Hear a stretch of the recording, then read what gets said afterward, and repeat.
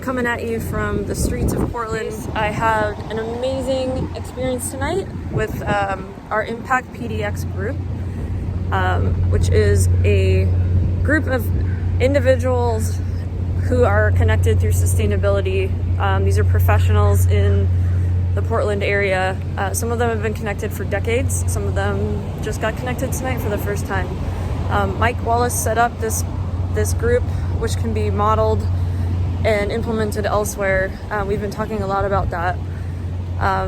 Basically, taking a group of like-minded individuals, putting them in a room together, and just watching the ideas kind of explode around everybody.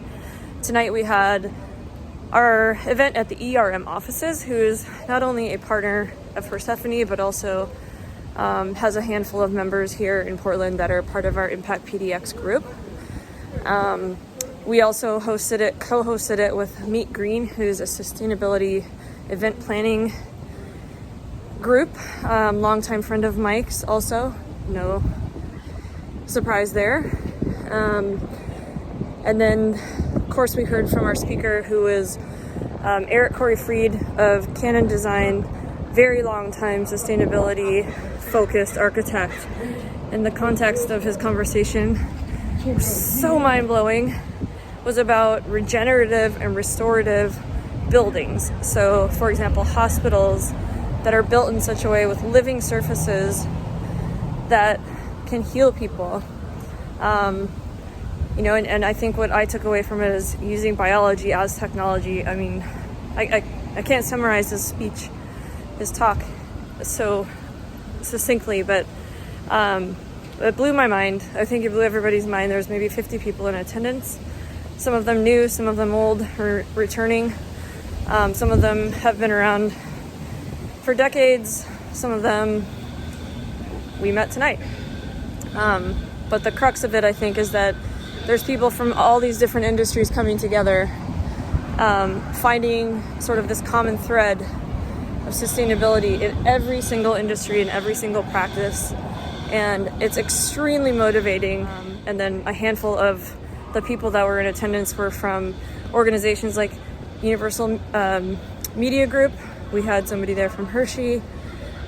We had a handful of people from healthcare, insurance. We had a member from Allstate, from Bumble, from Providence Health, which is a huge health organization here, a huge hospital network here.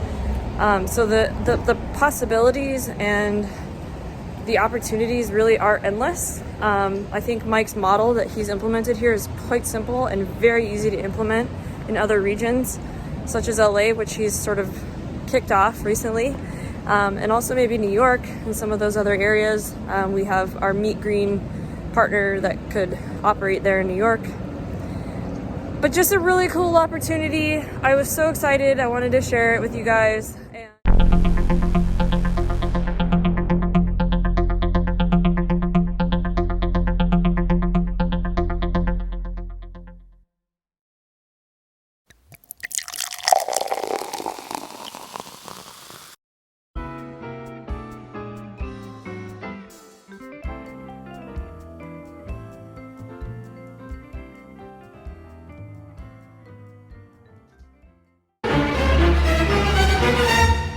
Why we failed.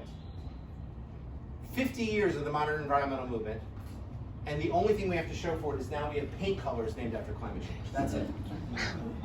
Is this our legacy? Is this what we want? Is this where we really are? Are you happy? I often feel like this kid, like we're just like, la-di-da, just completely oblivious of what's going on behind us. So, in our work, we're building the greenest buildings we can. Right? We're really looking at the energy, the operational energy, the embodied carbon, the materials we use in it. That's ongoing.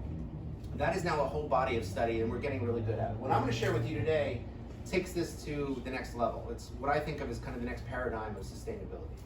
And basically, if you think about it this way, if the y-axis is everything from restorative to consumptive, and the x-axis is everything from degenerative to regenerative, if we're really being honest with ourselves, most buildings are here.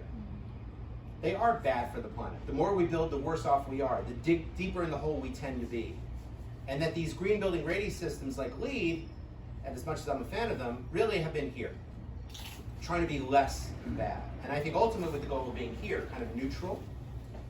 But what if we didn't want to be bad? What if we wanted to be good? What would that look like? Wouldn't that mean designing for human health, designing for wellness, and ultimately designing something that's truly regenerative and restorative? Meaning that the more you build, the better off you are. So in our group at Canon Design, we started asking, what would that even look like? How could we pull that off with our clients? And we started realizing that to be truly regenerative, to be truly restorative, that means that the more time you spend in the building, the better you feel. The more buildings we build, the better off we are. That somehow they are not only just carbon neutral, but carbon, what we call positive. And it's really about connecting different industries. We work with the leaders in different industries that want to change their industry. We're trying to change the events industry. You know, there's healthcare trying to change, there's buildings trying to change, there's every industry, and we're really trying to work with them and support their vision. So that's our goal at Meet Green. It's more about that than it is obviously about the logistics and sustainability, but it's really about working with people who are trying to move forward. I mean, when we think about climate change or sustainability, it's such a big problem, an opportunity, and so to hear about what other folks are doing that is not in my day-to-day, it's really neat to know that other things are being tackled too, and there's so many folks working on the issues, which is cool. So many right here. So many. We're trying to bring them all together like a hive. We need more. Yeah. Thank you very much. Yeah, thank you so much. Yeah. What do you feel like has been gaining momentum or changing? You know, I think what really interests me about this group and sustainability in general is how all the disciplines are kind of coming together, all the cross-referencing that's going on between I work in sustainable procurement, other people work in sustainable design, or, you know, other aspects of this world that, you know, where we're trying to change the paradigm. And I think we used to work in our own lanes, and increasingly we really see that cross-pollination and the value of making sure that we're in touch, making sure that we're sharing, because it enriches all of our ability and experience. What do you look forward to when you hear one of these events is coming up? What really like gets you going? Well, I gotta say, it's the group. They're dynamic, interesting, fun people. I mean, it's rare that we have the opportunity to just get together in this informal way.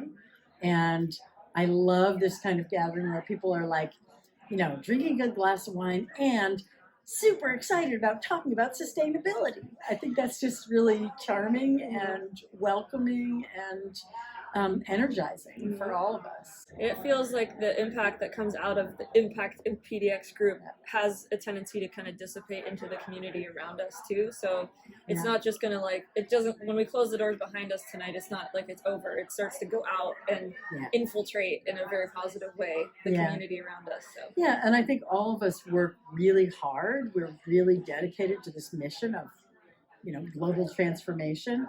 And it's great to kind of have that lift, have that sense of community, have that excitement, and then go back to our work re-energized, you know, having had some fun together and also learned together.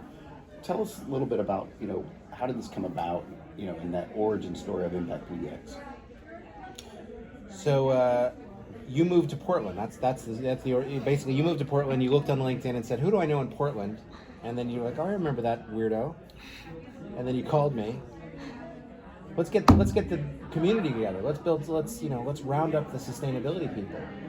And there was a need for that because there are great sustainability people, but at the Pacific Northwest, you know, they're more humble or something. I don't know. And so the early days of it was just getting people together just to kind of swap war stories. And I can't speak for anybody else, but for me it was very just powerful. Plus I got to meet people that were in other fields, right? We had sustainability people from Adidas, and we had sustainability people from healthcare, we had sustainability people from banking that normally I probably wouldn't get to interact with. And seeing the parallels between those industries was also kind of telling, right?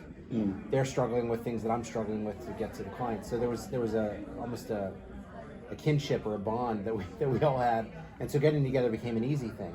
That these events become almost like a therapy, for lack of a better word. You know, a chance to kind of like just get out and talk to people with aligned vision and this hope, this kind of crazy dream that maybe we can make the earth a better place, like that craziness.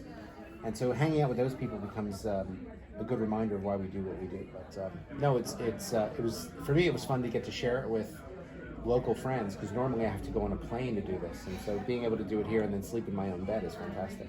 Excellent. Thanks, Eric. Thank Really you. appreciate it.